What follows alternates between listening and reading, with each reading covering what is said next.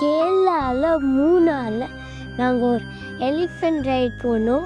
அது சூப்பராக இருந்துச்சு.